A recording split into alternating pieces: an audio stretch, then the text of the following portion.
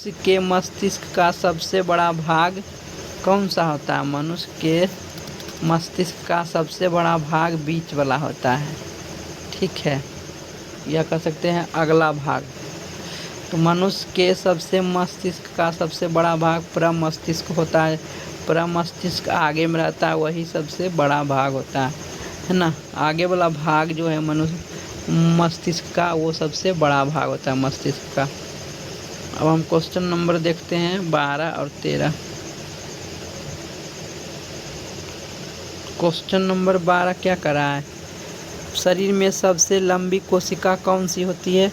तो शरीर में सबसे लंबी कोशिका होती है तंत्रिका कोशिका। तंत्रिका कोशिका सबसे लंबी कोशिका होती है ना। और अगला क्वेश्चन है कि शरीर की सबसे छोटी ग्रंथि किसे कहते हैं? शरीर की सबसे छोटी ग्रंथि कौन सा है? तो शरीर की सबसे छोटी ग्रंथि लार ग्रंथि होगा, है ना। पिट्यूटरी ग्रंथि, सॉरी। शरीर की सबसे छोटी ग्रंथि जो है, शरीर की सबसे छोटी ग्रंथि वह पिट्यूटरी ग्रंथि है। पिट्यूटरी ग्रंथि सबसे छोटी ग्रंथि होती है। और पिट्यूटरी ग्रंथि को ही मास्टर ग्रंथि कहते हैं। मास्टर ग्रंथि किसे कहा जाता है? तो पिट्यूटरी ग्रंथि को ही मास्टर ग्रंथि कहते हैं। ठीक है, इस बात को ध्यान रखो। सबसे छोटा ग्रंथि भी है और इसे मास्टर ग्रंथि भी कहते हैं। तो अब क्वेश्चन समाप्त हो गया। थैंक यू दोस्तों, वीडियो को देखने के लिए धन्यवाद। इस वीडियो को हम यहीं पर समाप्त कर, हम साइंस के 10, 20, 30 क्वेश्चन डिस्कस कर रहे हैं। ये सारा क्वेश्चन जो है वह किसी न किसी एग्ज़ाम में पूछा गया है। पहला क्वेश्चन क्या कर रहा है कि आप मानव शरीर में उपरोस्थि को कहाँ पाएंगे? ऊपर अस्थि जो होता है मानव शरीर में, वह कहाँ है, कहाँ पाएंगे?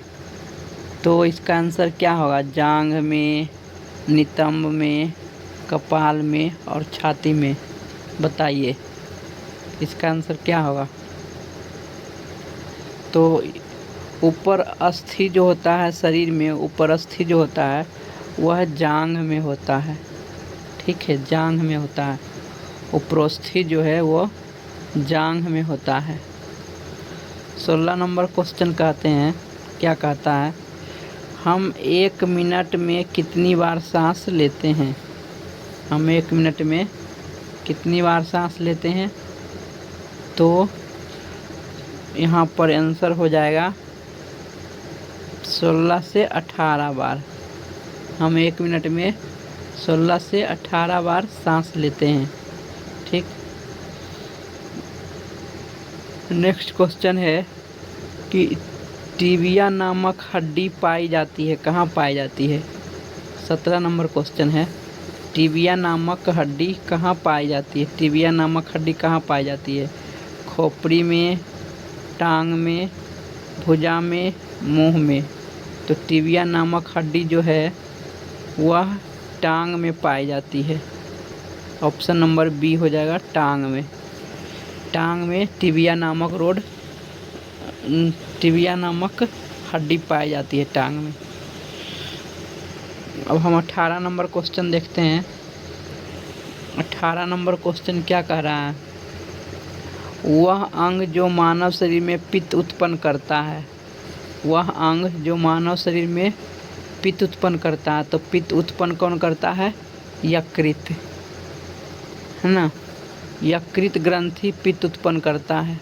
ऑप्शन नंबर बी हो जाएगा, यकृत ग्रंथि पित्त उत्पन्न करता है। अब क्वेश्चन नंबर 19 क्या कह रहा है? ऑप्थाल्मिक संबंधित है। ऑप्थाल्मिक किससे संबंधित है? नाक से, मुंह से, जीभ से, आँख से। तो ऑप्थाल्मिक मतलब होता है आँख, तो ये आँख से संबंधित होगा। ऑप्शन नंबर डी, आँख से। ऑप्थाल्मिक मतलब आँख होता है, तो आँख से संबंधित होगा। अब क्वेश्चन नंबर 20 देखते हैं। क्वेश्चन नंबर 20 क्या कह रहा है? मानव शरीर में कौन सा पदार्थ तात्कालिक ऊर्जा का मुख्य स्रोत है? तुरंत तुरंत ऊर्जा चाहिए तो किससे मिलेगा? तो प्रोटीन से मिलेगा कि खनिज लवण से मिलेगा कि विटामिन से मिलेगा कि कार्बोहाइड्रेट से मिलेगा? तो हमको जल्दीबाजी में ऊर्जा चाहिए तो कार्बोहाइड्रेट से मिलेगा, तत्कालिक ऊर्जा कार्बोहाइड्रेट।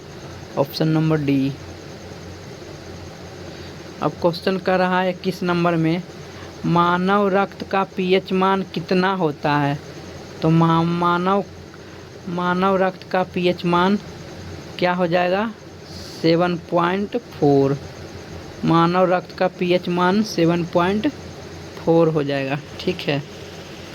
अब हम 22 नंबर क्वेश्चन देखते हैं। 22 नंबर क्वेश्चन क्या कह रहा है? 22 नंबर यहाँ पर क्वेश्चन कर रहा है, मनुष्य के हृदय की समान स्पंदन मतलब धड़कने की गति प्रति मिनट कितना होता है? 1 मिनट में मनुष्य का हृदय कितना बार धड़कता है?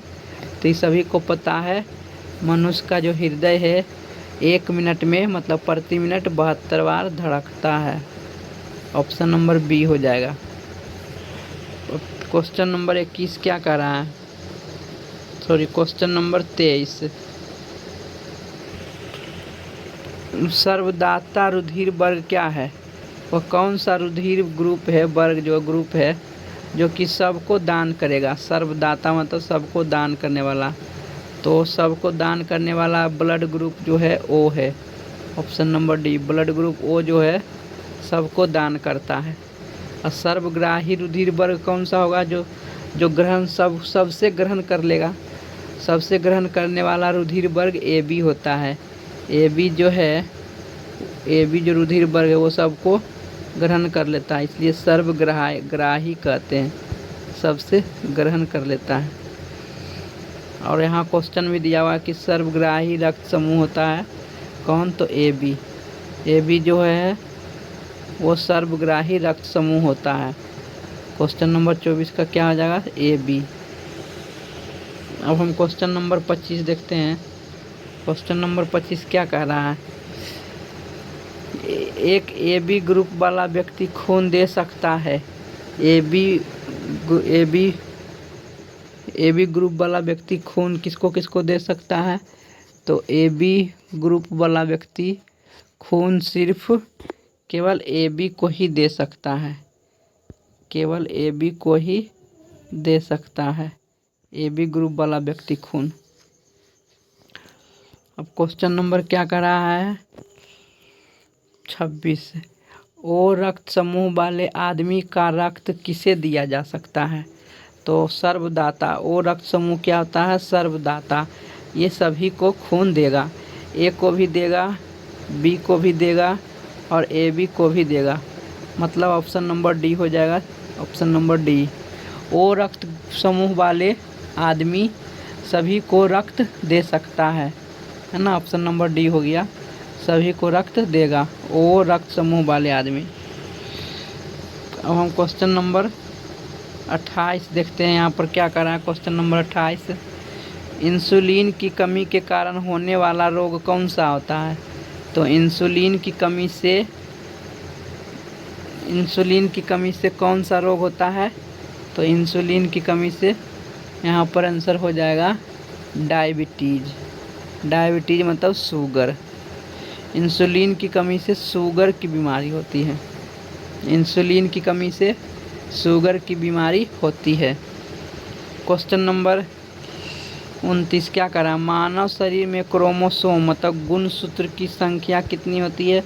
तो मानव शरीर में गुणसूत्र की संख्या 46 होती है। मानव शरीर में गुणसूत्र की संख्या 46 होती है। ठीक है, ऑप्शन नंबर डी हो जाएगा 46। अब हम क्वेश्चन नंबर 30 देखते हैं। क्वेश्चन नंबर 30 क्या कह रहा है? मानव मूत्र का पीएच मान कितना होता है? तो मानव मूत्र का पीएच मान लगभग में 6 होता है। ठीक है, मानव मूत्र का पीएच मान 6 होता है लगभग। अब क्वेश्चन नंबर 31 क्या कह रहा है? मानव शरीर की सबसे छोटी हड्डी क्या होती है? तो मानव शरीर की सबसे छोटी हड्डी यहाँ पर हो जाएगा स्टेपिज।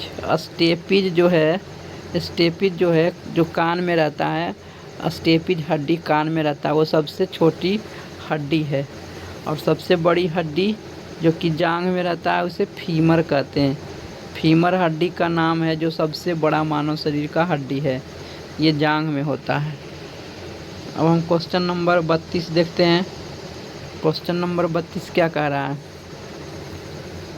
मानव शरीर का तापमान क्रम कितना होता है सामान्यतः? बताइए। ऑप्शन दिया हुआ है 38 degree Celsius, 98 degree Celsius, 37 degree Celsius और 98.6 डिग्री सेल्सियस। तो मानव शरीर का सामान्यतः तापमान होता है 37 डिग्री सेल्सियस। ठीक है, सेल्सियस में 37 डिग्री सेल्सियस होता है और फ़ारेनहाइट में 98.6 होता है। ठीक है, 98.6 फ़ारेनहाइट होता है। तो यहाँ पर ऑप्शन नंबर सी हो जाएगा। अब क्वेश्चन नंबर 33, इंसुलिन स्रावित होता है। इंसुलिन किस ग्रंथि से स्रावित होता है? इंसुलिन जो है वो किस ग्रंथि से स्रावित होता है? तो इंसुलिन जो है वह पेनक्रियाज मतलब अग्न्याशय ग्रंथि से स्रावित होता है। ऑप्शन नंबर 1 हो जाएगा। इंसुलिन जो है अग्न्याशय ग्रंथि से स्रावित होती है।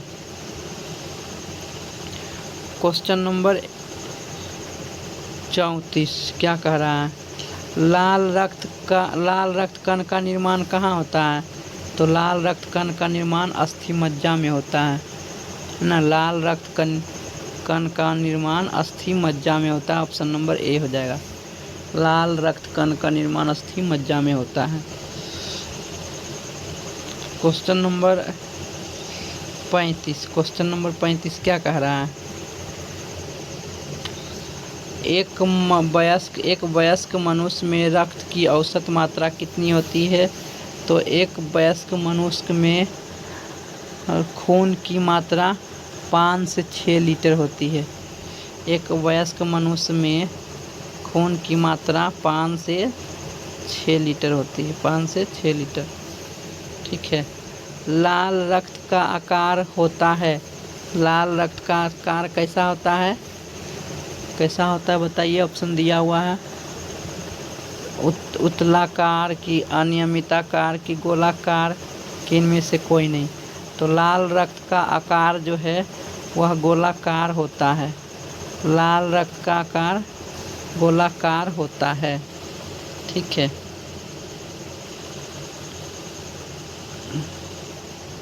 क्वेश्चन नंबर 37, मनुष्य का सामान्य रक्तचाप होता है। मनुष्य का समान रक्तचाप होता है कितना? तो 120/80। मनुष्य का समान रक्तचाप होता है 120/80। ठीक है। अब क्वेश्चन नंबर हम 38 देखते हैं। क्वेश्चन नंबर 38 क्या कह रहा है? रक्त को जमाने में कौन सा प्रोटीन उपयोग में आता है? ठीक है, रक्त को जमाने में कौन सा प्रोटीन उपयोग में आता है? तो यहाँ पर क्या होगा आंसर?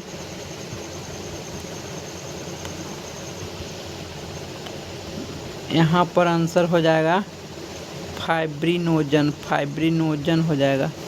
ठीक है। फाइब्रिनोजन प्रोटीन जो है वो रक्त को जमाने में मदद करता है। क्वेश्चन नंबर 39 क्या कह रहा है? शरीर में हीमोग्लोबिन का कार्य क्या है? शरीर में हीमोग्लोबिन का काम है ऑक्सीजन का परिवहन करना।